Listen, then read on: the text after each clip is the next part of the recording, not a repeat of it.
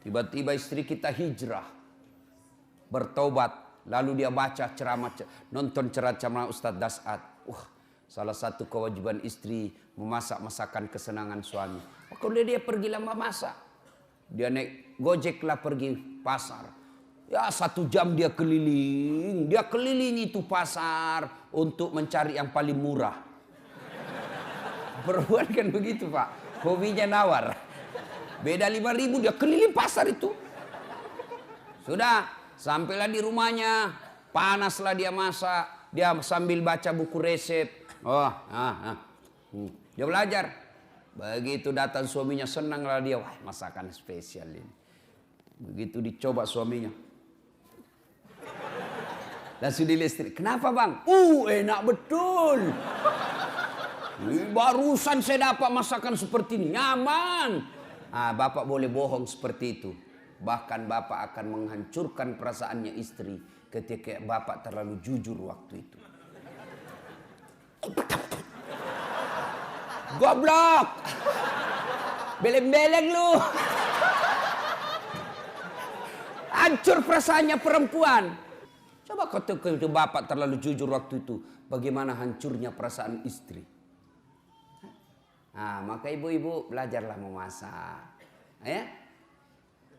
Sekarang ibu-ibu malas masak Pak. Dia lebih senang GoFood.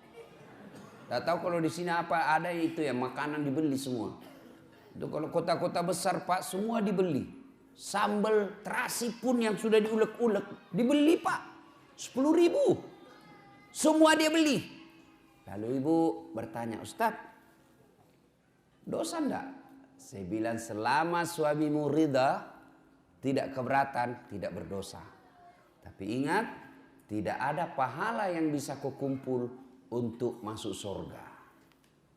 Tidakkah ke pasar berkeringat itu pahala? Tidakkah mengulek-ulek itu kalian capek pahala? Tidakkah Anda ibu memasak itu pahala? Ketika proses itu tidak kita alami, proses membeli ke pasar, proses mengupas, proses memasak, proses menggoreng, tidak ada semua proses itu, maka tidak ada pahala yang kalian dapat. Dan ketika pahala Anda tidak ada, maka apa harapanmu masuk ke dalam surga? Apakah orang masuk surga karena tidak punya dosa? Ibu-ibu, apakah orang masuk surga karena tidak punya dosa? Kalau orang masuk surga tidak punya dosa, maka tidak ada isinya surga kecuali Muhammad sallallahu alaihi wasallam. Hanya satu manusia yang tidak punya dosa, dialah baginda kita Muhammad sallallahu alaihi wasallam. Kalau kita ini muka-muka penuh dosa semua ini Pak. Lalu kenapa orang bisa masuk surga? Ketika ditimbang pahalamu dengan keburukanmu, timbang punya timbang, ternyata lebih banyak pahala kebaikanmu daripada dosamu, akhirnya kau masuk surga. Itu sebabnya. Maka ibu-ibu, memasak adalah pahala. Maka mulai besok masaklah. Apa hebatnya kalau ibu memasak?